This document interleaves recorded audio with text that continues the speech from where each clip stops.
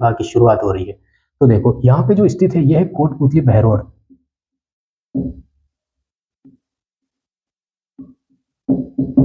और यहीं पे है बेराट की पहाड़ियां, और इन्हीं बेराट की पहाड़ियों से उद्गम होता है बाणगंगा नदी का।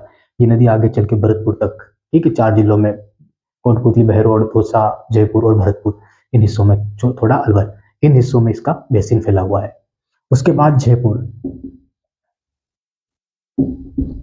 जयपुर के बाद हमको अजमेर मिलता है, अजमेर के बाद हमको ब्यावर मिलता है, ब्यावर के बाद हमको राजसमंद मिलता है, और राजसमंद के बाद हमको उदयपुर मिलता है। ये वो जिले हैं, इन जिलों से ही नदियां सिर्फ इस तरफ जा सकती है। इनके बाद ऐसा कोई जिला नहीं है जिसकी नदी पश्चिम की तरफ बहे। जैसे कि अजमेर से लूनी नदी निकलती है, तो अजमेर ही आखिरी जिला है जहां से एक नदी निकलती है जो पश्चिम की तरफ जा रही है।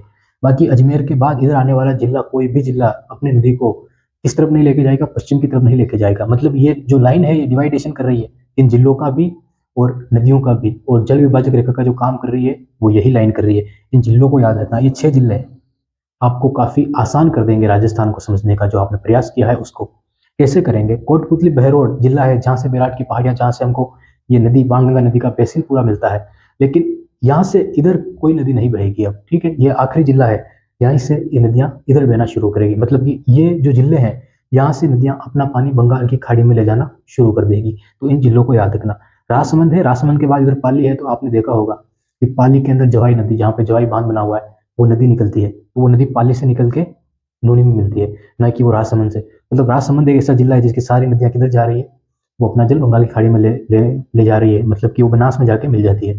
तो राजसमंद, उदयपुर, तो उदयपुर में आपने देखा होगा कितनी सारी नदियां अपना पानी या तो बनास में लेके जाएगी या फिर किसमें, माही में लेके जाएगी। तो इन जिलों को ध्यान रखना, इनसे आपको समझने में आसानी होगी कि उदयपुर से इधर वाले जो भी जिले हैं, चाहे वो झालोर हो, चाहे सिरोही हो, चाहे बालोतरा हो, चाहे बाड़मेर हो, चाहे जोधपुर हो, जो भी जिले हैं, चाहे पाली हो, वो सारे जिले या तो पश्चिमी मरुस्थल में आएंगे या फिर अरावली क्षेत्र में आएंगे। लेकिन उन नदियों, उन जिलों का जो पानी है नदियों के द्वारा ले जाया जाता है, वो पानी कभी भी बंगाल की खाड़ी में नहीं ले जाया जाएगा। आजकल जो क्वेश्चन बन रहे हैं वो क्षेत्रों को लेकर नहीं बन रहे हैं, जिलों को लेकर बनाए जा रहे हैं, इसलिए हमने इतनी चर्चा की। आगे जैसे ही हम इसको समझने की कोशिश करते हैं तो हमारे सामने